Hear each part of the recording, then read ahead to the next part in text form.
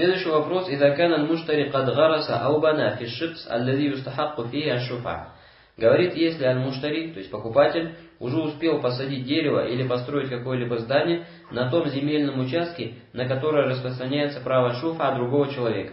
То есть Мансур купил у Зейда землю, и до того, как Амр забрал эту землю у него по шуфа, Мансур уже успел на этой своей купленной земле что сделать? Построить здание и посадить деревья. Как поступать теперь с этими деревьями и с этими зданиями? Этот вопрос мы уже затрагивали или нет? Вчера он у нас затрагивался. В каком вопросе относительно ребенка говорили? Ребенок подрос, допустим, через 5 лет или через 6 лет. В некоторых случаях мы говорили, он имеет право на возврат этой земли себе обратно по праву шуфа. Вот мы затрагивали этот вопрос.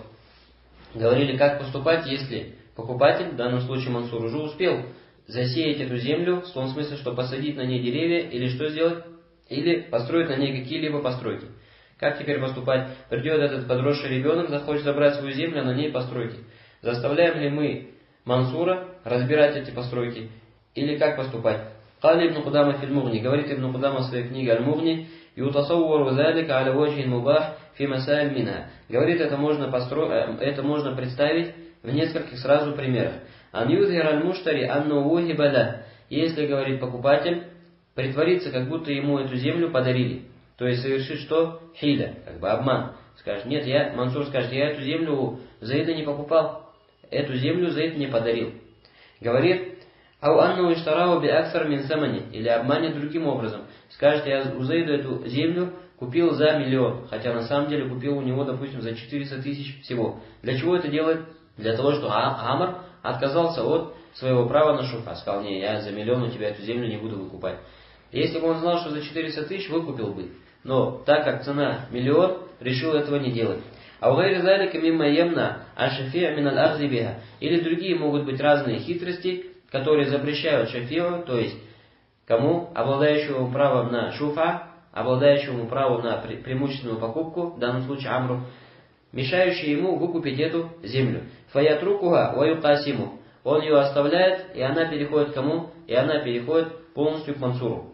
Сумма ябниль муштари уаягрису фи. Потом покупатель начинает строить на ней здание или садить на ней деревья. А потом, допустим, через год выясняется, что, оказывается, Мансур эту землю купил не за 1 миллион, а за всего лишь 400 тысяч. Как мы говорили в этом случае, за Амром продолжает оставаться право шуфа или нет?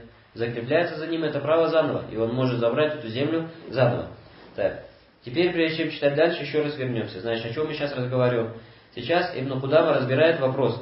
Если покупатель купил землю, Мансур купил землю у Зейда, и относительно этой земли распространяется право шуфа постороннего человека, в данном случае Амра.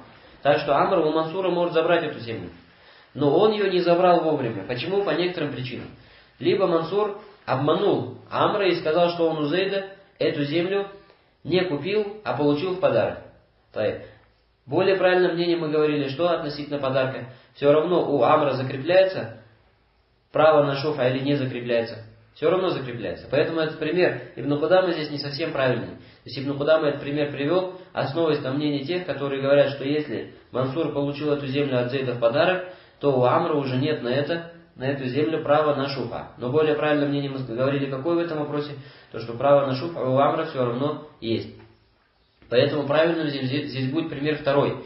Если Мансур купил у Зейда землю, а затем обманул Амра, указав на то, что он купил эту землю на самом деле по более высокой цене. Не за 400 тысяч, а допустим за 1 миллион. И из-за того, что узнав, что эта цена слишком высокая, Амр что сделал? Отказался от выкупа этого участка и отказался от своего права на шуфа. Но потом через год, допустим, узнал, что оказывается цена сделки между Зейдом и Мансуром была не 1 миллион, а всего лишь 400 тысяч. Как мы говорили, более правильное мнение, устанавливается ли за Амром право на шуфа заново? Устанавливается. Он может прийти теперь и у Мансура заново эту землю требовать. Вот теперь возникает как раз наш вопрос. То, что Амр приходит через год, узнав, что цена оказывается 400 тысяч, а не 1 миллион, требует у Мансура свою землю по праву шуфа, а на этой земле уже здание, которое построил Мансур, или деревья, которые посадил Мансур. Понятно или нет? То есть теперь тебе Ибн Кудама пока объясняет, что? Объясняет пока тебе, как это вообще может возникнуть на практике. Уаминга, а также может возникнуть следующим образом. Ан якуна гаибан фаюкасимаху вакилюху.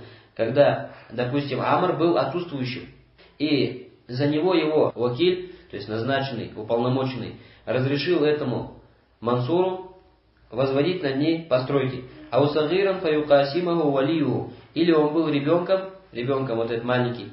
В данном случае Амр, допустим, еще если возьмем, что он ребенок, так, опять за него его опекун, вали, разрешил Мансуру, что сделать, забрать эту землю, и не воспользовался правом на шуфа. Ванахазалик и тому подобные примеры. Сумма якдамуль гаиб ау яблюгу сагир. Потом приезжает отсутствующий или вырастает ребенок, фаяхуд без шуфа, и хочет забрать эту землю по праву шуфа. وكذلك إن كان غائبا أو صغيرا فطالب المشتري الحاكم بالقسمة فقاسم.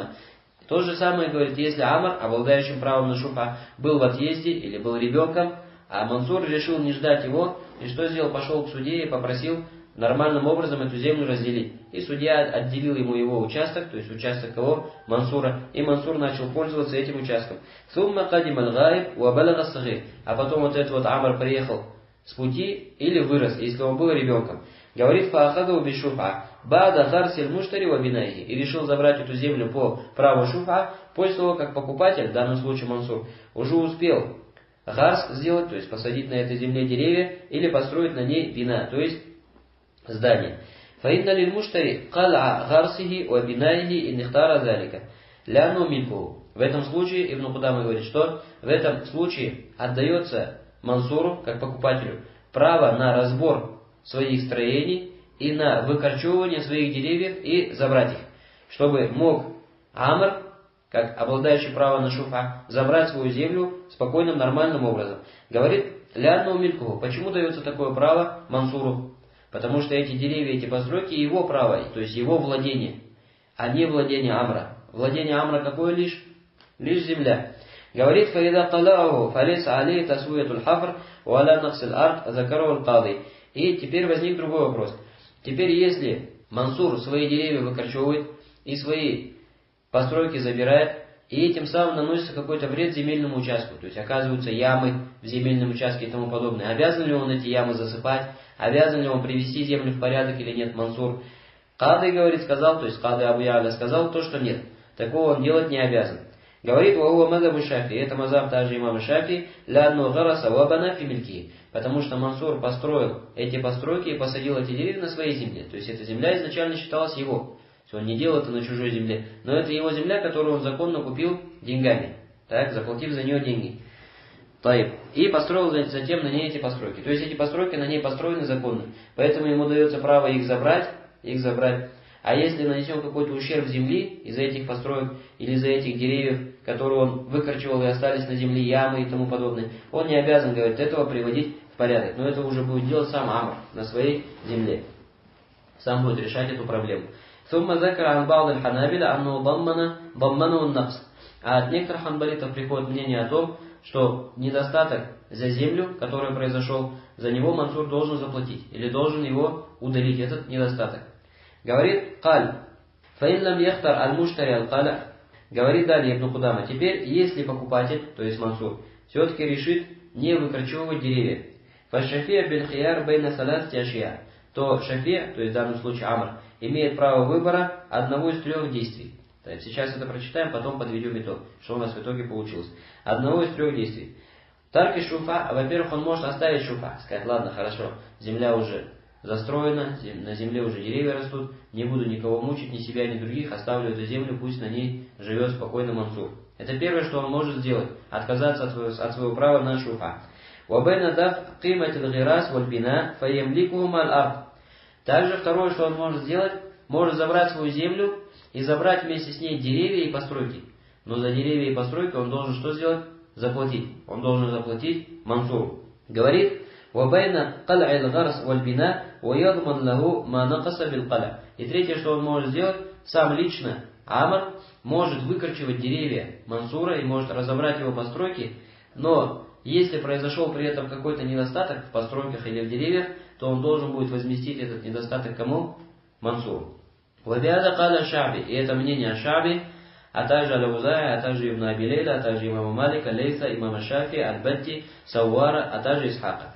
Это первое мнение в вопросе. Вакаля Хаммад ибн Аби Сулейман, и второе мнение в этом вопросе, это мнение Хаммада ибн Аби Сулеймана, а также Суфьяна Саури, а также Асхаб ар-Рай, то есть ханафитов, Юкаллифуль Муштари, Аль-Каля. Валя шей'a ля. Ляну бана фима стахакка гайру ахзаху фашба аль-гасиб. Сказали, покупатель, то есть Мансур, обязан выкручивать свои деревья и обязан убрать свои постройки, при этом что не имеет права на эти деревья и не имеет права на эти постройки. Потому что он построил эти деревья и эти постройки, точнее посадил эти деревья и построил эти постройки не на своей земле, а на земле Амра. Поэтому он похож на кого? На Гасиба, сказали. Как будто бы он забрал силой у Амра эту землю и построил на ней постройки. Понятно или нет? То есть, смотри, приверженцы второго мнения в этом вопросе что сделали? Приравняли покупателя, то есть Мансура, к Гасибу, к тому, кто отобрал этот земельный участок не по праву, у постороннего человека. Понятно или нет? Поэтому они говорят, он что должен сделать? Он обязан все это удалить, земельного участка Мансура, чтобы у Мансура остался, точнее кого? Амра, чтобы земельный участок остался чистым, без различных примесей посторонних, и при этом не имеет права ни на что, то есть не имеет права на какие-то возмещения, ущербы и тому подобное. Каля Абу Абдилля каулю джумхур акраб, Аллаху алям. То есть они, брат, имеют в виду на самом деле, что постройки-то он может забрать, и деревья тоже может забрать, но имеется в виду никаких ущербов он не имеет права, никакого возмещения ущерба он не имеет права получать.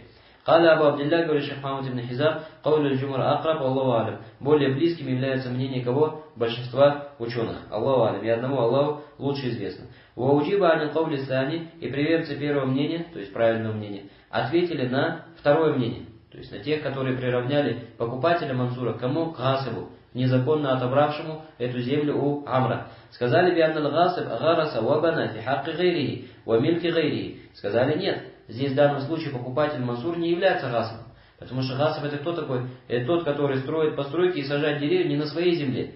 Говорит, у Аммаль Муштари факад гараса вабана фи хакки. А Мансур здесь не является таковым, но он построил постройки и посадил деревья на своей земле, а не на чужой земле. Вот это понятно или нет пока? Так, давайте подведем предварительный итог.